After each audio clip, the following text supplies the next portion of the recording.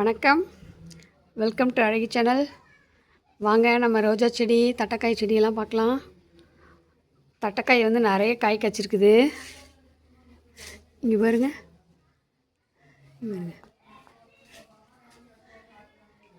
எவ்வளோ காய் காய்ச்சிருக்கு பாருங்க. இன்னும் இது நிறைய காய்க்கும். மேலே போயிடுச்சு கொடி, மேலேருந்தே அப்படியே பொறிச்சிக்கலாம். இந்த விதையை விடாமல் நானும் ரொம்ப நாளாக வச்சுருக்கேன். பழைய விதை இப்போ நிறைய வச்சுருக்கேன். ஆனாலும் இப்போ இந்த புதுசில் விதை எடுத்துருவேன். பழைய விதை சில சமயத்தில் முளைக்கவே முளைக்காது.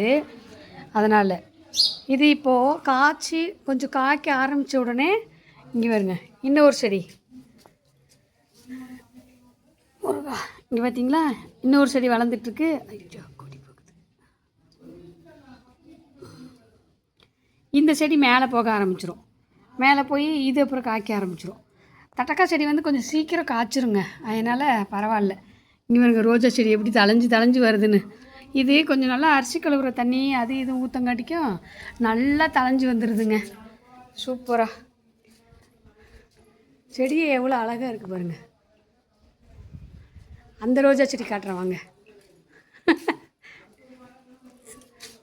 இது பாருங்க கொஞ்சம் காயுது, அப்புறம் கொஞ்சம் பூ மொக்கு எடுக்குது, என்னவோ பண்ணிகிட்ருக்கு. அங்கே பாருங்க, இதுக்கு ரொம்ப டிஸ்டர்பன்ஸு. மேலே வருங்க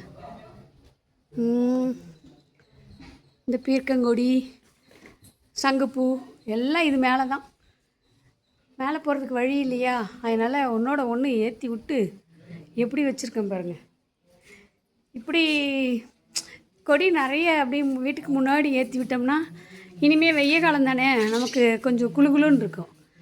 குருவி பார்த்தியா எப்படி சத்தம் போடுது பாருங்க. என்ன பண்ணுறீங்க அப்படின்னு கேட்குது குருவி. இங்கே பார்த்தீங்களா, இந்த ரோஜா செடி, சங்குப்பூ செடி எல்லாம் ஒன்றா ஏற்றி விட்டு அதில் இந்த மணி பிளான்ட். இங்கே இருங்க, மணி பிளான்ட் வந்து அப்படியே மெதுவாக வளர்த்துட்ருக்கேன். வளர்த்து இந்த கயிறு மேலே ஏற்றி விட போகிறேன்.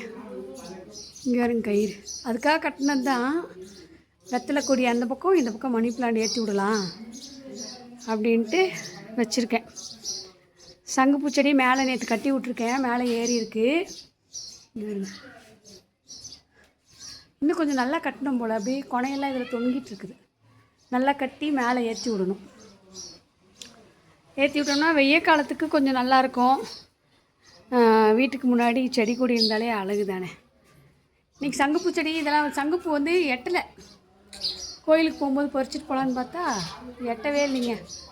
அதனால் பொறிக்கல. சேர் கொண்டு வந்து போட்டு எடுத்து நேரமே கிடைக்க மாட்டேது. கடன்னு ஓடுனேன். எல்லோரும் தண்ணி ஊற்றிறாங்க, நான் தான் லாஸ்ட்டு. அதனால் பூ பறிக்கிறதுக்கு நேரம் இல்லை. வழியில் போய் நின்று ஏதோ ஒரு அது என்னது பவழமல்லி பறிச்சிட்டு போனேன் இன்றைக்கி. சங்குப்பூ எப்போ நிறைய பூக்கிறது, எப்போ செடிக்கு சாமிக்கெல்லாம் வைக்கிறதுன்னு தெரியல. பாய், அடுத்த வீடியோவில் சந்திக்கலாம்.